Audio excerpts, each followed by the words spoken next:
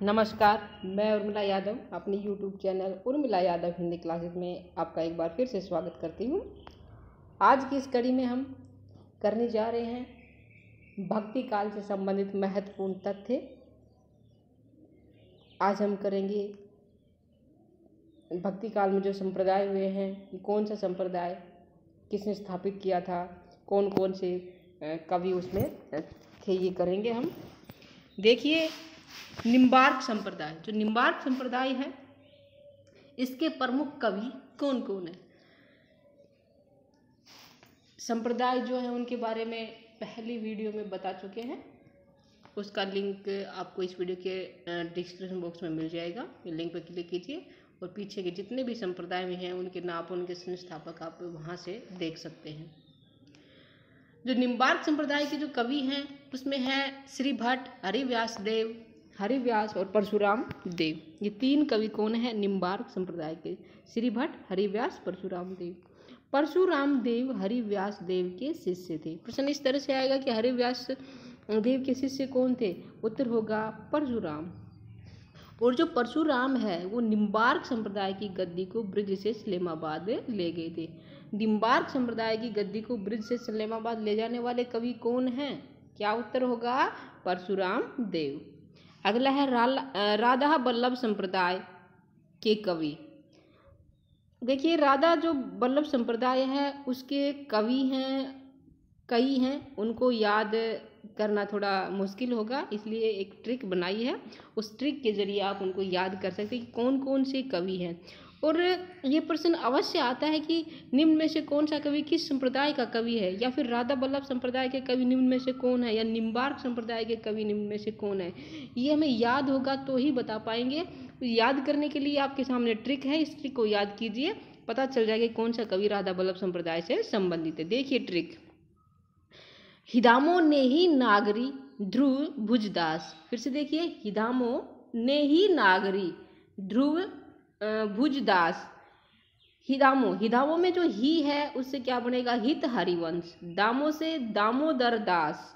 नेही से नेही नागरी दास। नेही नागरी से क्या हो जाएगा? नेही नागरी दास। ध्रुव से ध्रुवदास और भुजदास से चतुर्भुज दास। तो आप इस ट्रिक को याद कर लीजिए कि हिदामो नेही नागरी ध्रुव भुजदास। ही से क्या हो गया? हित हरिवंश। दामो से दामोदर दास। नेही नागरी से नेही नागरी दास। ध्रुव से ध्रुवदास और भुजदास से चतुर्भुज दास। ये है राधा वल्लभ संप्रदाय के कवि। कितने हो गए? 5 कवि हो गए हैं। तो इनको आप इस ट्रिक के जरिए याद कर सकते हैं। अगला है सखी संप्रदाय के कवि। सखी संप्रदाय के कवि कौन कौन हैं? इसकी भी ट्रिक है, इस ट्रिक के जरिए आप याद कीजिए कि हरि जगन्नाथ बिहारी नागरी के पुल पर गए। फिर से देखिए, हरि जगन्नाथ बिहारी नागरी के पुल पर गए। हरि से क्या होगा? स्वामी हरिदास। जगन्नाथ से जगन्नाथ गोस्वामी। बिहारी से बिहारीन दास और नागरी से नागरी दास। देखो, नेही नागरी दास राधा वल्लभ संप्रदाय में भी था और सखी संप्रदाय में भी है। सखी संप्रदाय में ये अलग है, नागरी दास है, वो नेही नागरी दास था। ठीक है। पुल से विठल विपुल। पुल से क्या हो गया? विठल विपुल। ये सखी संप्रदाय के कवि हैं। आप इनको इस ट्रिक के जरिए कर सकते हैं। ट्रिक एक बार फिर से सुनिए, हरि जगन्नाथ बिहारी नागरी के पुल पर गए। तो क्या हो जाएगा? हरि से स्वामी हरिदास। जगन्नाथ से जगन्नाथ गोस्वामी। बिहारी से बिहारी दास। नागरी से नागरी दास। पुल से विठल विपुल। फिर गौड़ीय संप्रदाय के कवि। गौड़ीय संप्रदाय के कवि कौन कौन है देखते हैं।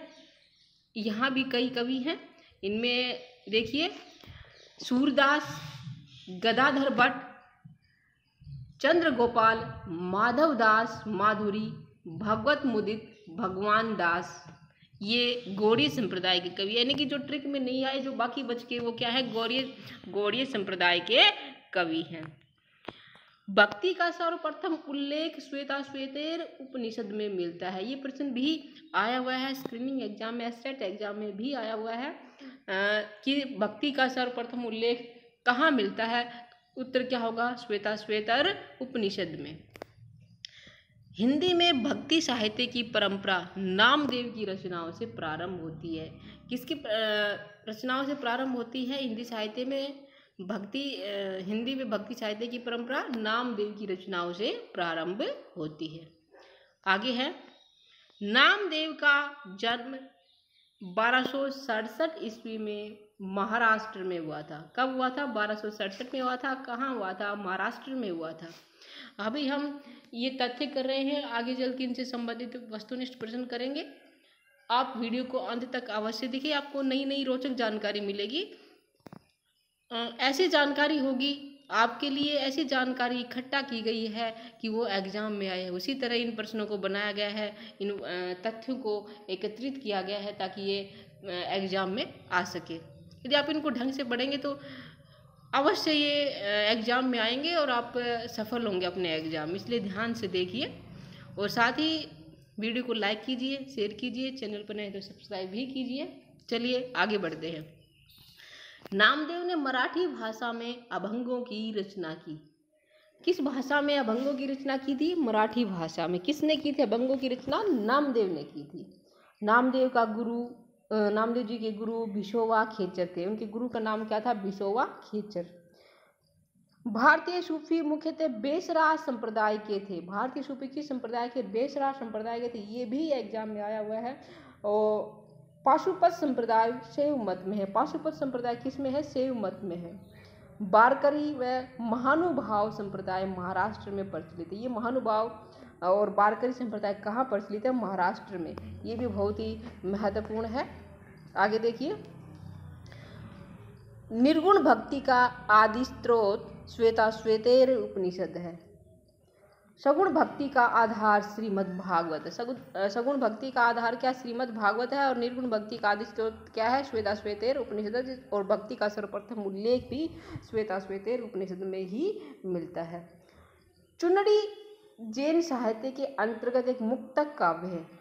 यह आएगा कि चुनरी क्या है, तो क्या होगा? चुनरी बोल लो या चुनरी बोल लो। ये जैन साहित्य के अंतर्गत एक मुक्तक काव्य है। ठीक है, आगे देखते हैं।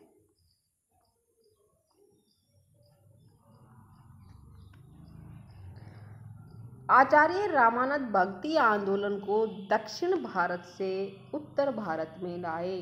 प्रश्न इस तरह बनेगा कि भक्ति आंदोलन को कौन दक्षिण भारत से उत्तर भारत में लेके आया? इसका पुत्र क्या होगा? रामानंद। डॉक्टर ग्रियर्सन भक्ति आंदोलन को ईसाईयत की देन मानते हैं। ये प्रश्न भी एग्जाम में आ चुका है कि किसने भक्ति आंदोलन को ईसाईयत की देन माना है? उत्तर होगा डॉक्टर ग्रियर्सन। कबीर दादू मलुकदास पूर्ण तथा अद्वैतवादी संत थे। कबीर दादू मलुकदास पूर्ण, जो पूर्ण है ये पूर्ण अध्यापक पूर्ण नाम है, ये कवि का ही नाम है। ये अद्वैतवादी संत थे। पूर्णमल कह सकते हो इनको। कबीर दादू मलुकदास और पूर्णमल ये अद्वैतवादी संत थे। नानक भेदाभेदवादी कवि है। नानक कैसे कवि हैं? भेदाभेदवादी कवि हैं। रामानंद के 12 शिष्य हैं। कितने शिष्य हैं रामानंद जी के?